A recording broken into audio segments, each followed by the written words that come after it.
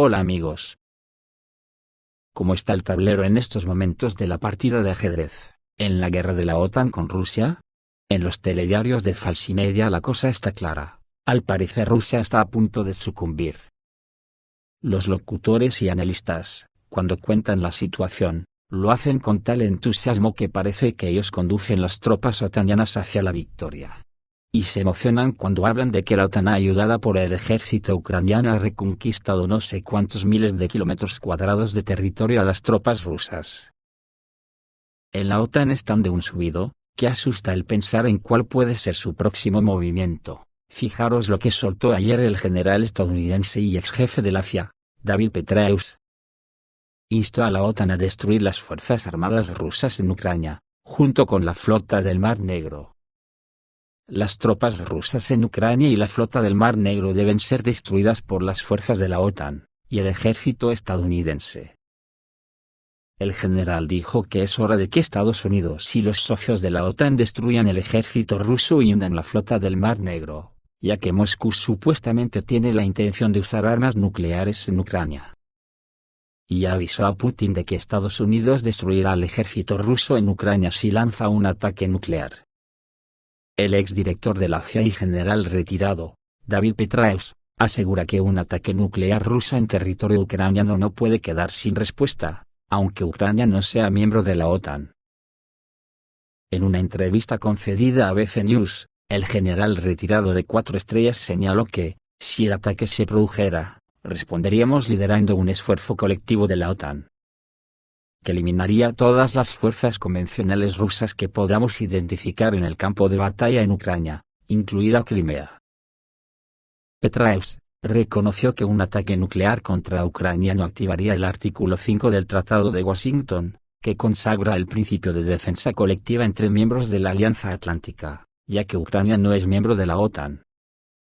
Sin embargo, un ataque nuclear sería una línea roja que trascendería el ámbito del conflicto ucraniano, y que obligaría a una respuesta de Estados Unidos y de la OTAN. Pese a todo, no descartó que si como consecuencia de ese hipotético ataque nuclear, la radiación liberada afectara a algún Estado miembro de la alianza, entonces sí se podría activar el artículo 5.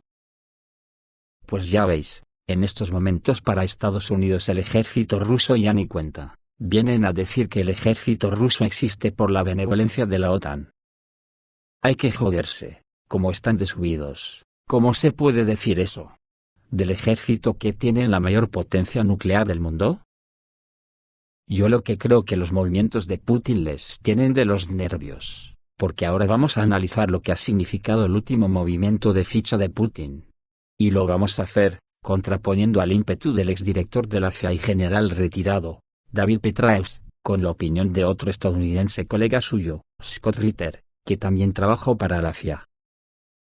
Dice Scott Ritter, que Rusia logró corregir las reglas del juego en Ucrania gracias a 2 pasos. Hablamos del anuncio del líder ruso Vladimir Putin de una movilización parcial en el país, y la aprobación de referéndums en el Donbass y en los territorios liberados.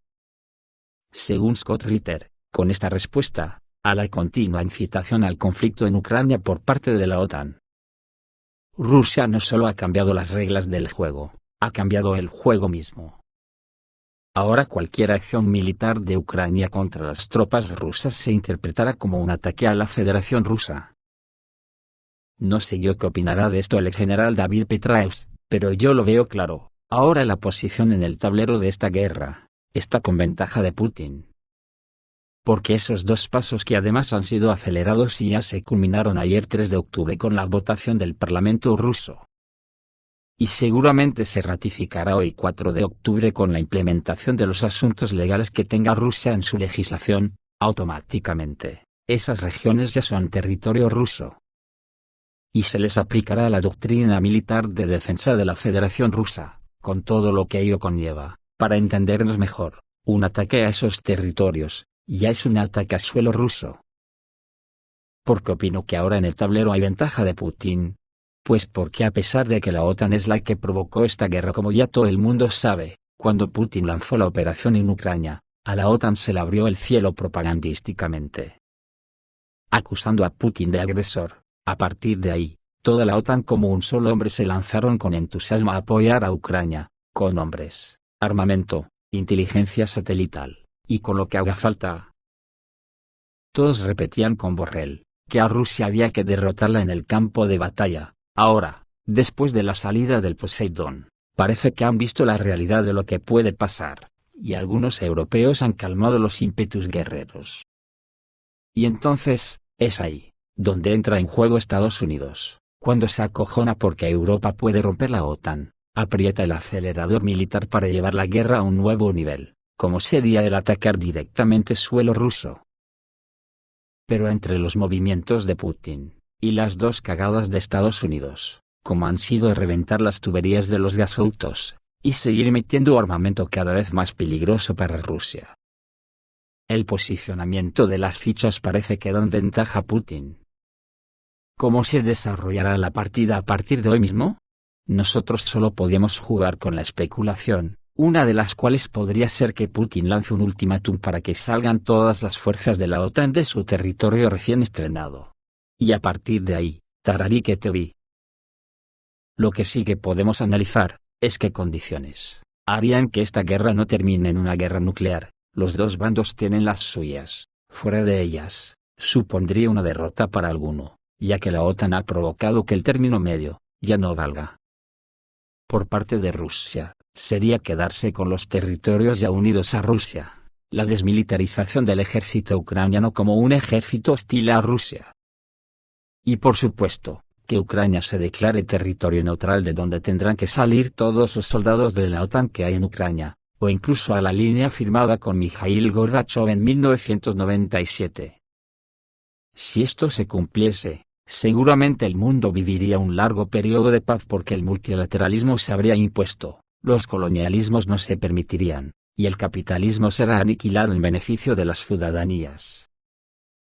Por parte de la OTAN, la cosa no la tiene nada fácil porque no se conformaría con menos de la caída de Putin, y quedarse instalada para siempre con todo el territorio de Ucrania. Para poder dar el golpe definitivo en el momento que le apeteciese para la desmembración de la Federación Rusa. Fuera de estas condiciones, las suyas sería una derrota enorme, porque lleva más de un siglo trabajando para ello, y Ucrania es la última etapa.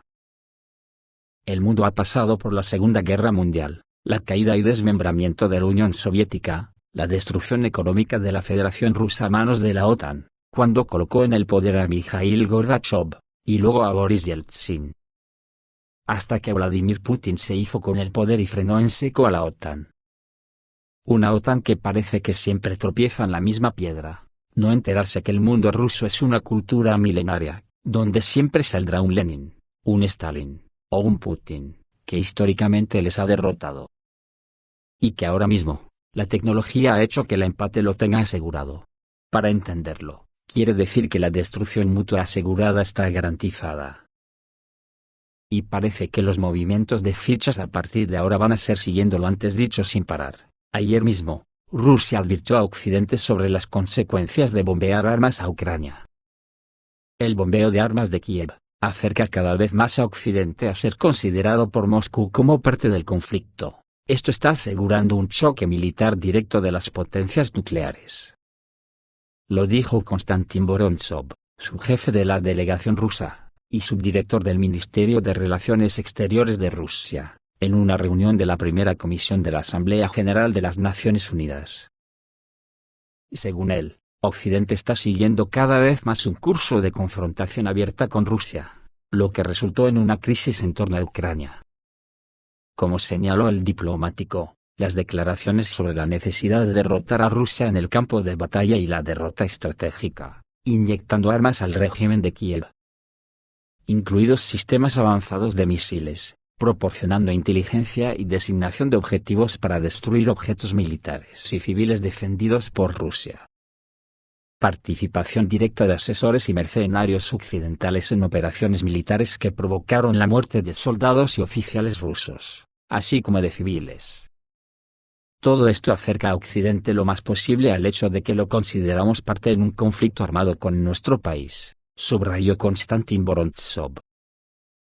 Esto está plagado de una escalada hasta un choque militar directo de las potencias nucleares, con todas las consecuencias catastróficas que se derivan, dijo Vorontsov, y agregó que Moscú considera tal política irresponsable y destructiva.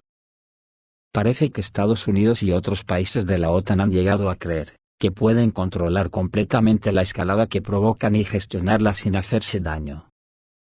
Esta es una quimera extremadamente peligrosa, dijo el diplomático. Según él, también llama la atención el cinismo de las decisiones y acciones pérfidas contra Rusia, sus ciudadanos y los bienes materiales por parte de Occidente. Está claro para todo el mundo que Occidente no puede ser llamado un socio confiable, y el valor de sus palabras y promesas es cero. De esto es de lo que vamos a seguir partiendo a partir de ahora, concluyó Konstantin Vorontsov. Yo creo que a partir del último movimiento de Putin, que ha movido la ficha nuclear, cada movimiento de la OTAN tiene que ser muy pensado y medido. Algo complicado debido a la situación económica de las naciones. Ayer dijimos que a Estados Unidos ya le ha llegado el apocalipsis social, y que a la Unión Europea le puede pasar este invierno. Porque la situación la están ocultando, pero mirar este ejemplo.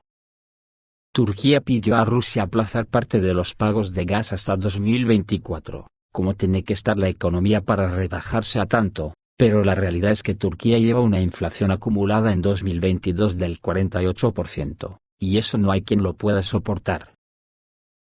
Turquía ha pedido a Rusia que posponga parte de los pagos de gas natural de Ankara hasta 2024, en un intento por mitigar el daño económico de los precios más altos de la energía, informó Bloomberg, citando a personas familiarizadas con la situación.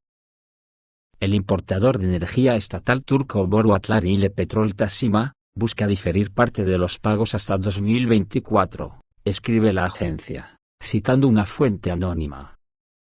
Las fuentes de Bloomberg señalan que aún no está claro si las conversaciones conducirán a algún acuerdo. La gran dependencia de Turquía de las importaciones de energía ha aumentado la presión sobre su moneda y su presupuesto. Según Bloomberg, la agencia escribe que la lira turca se ha depreciado más del 28% frente al dólar desde principios de año, que es el más grande entre los mercados emergentes después del peso argentino. Al mismo tiempo, señala la agencia, que el déficit comercial de Turquía en agosto se duplicó con creces en comparación con el mismo mes del año anterior y ascendió a 11.200 millones de dólares. Más recientemente, el lunes, se supo que la compañía energética húngara MVM concluyó un acuerdo con Gazprom, para diferir el pago del gas debido a las fuertes fluctuaciones en los precios. Además, anteriormente Bloomberg escribió que el presidente turco Erdogan buscará un descuento del 25% en el combustible fuel ruso. Posteriormente, se concluyó un acuerdo entre Rusia y Turquía por el que Ankara pagaría en rublos el 25% del gas ruso suministrado a Turquía. Lo mismo pasa en Moldavia, que no puede pagar, y ya hay grandes manifestaciones en contra de Sandu, y tantos otros como veremos este invierno en Europa. ¿Pensará la OTAN que los ciudadanos europeos no sabemos que este interés en derrotar a Rusia no está unido a que quiere hacerse con sus recursos naturales gratis? Somos gilipollas, pero no creo que lleguemos a tanto. Esto es todo, amigos, reciban un saludo.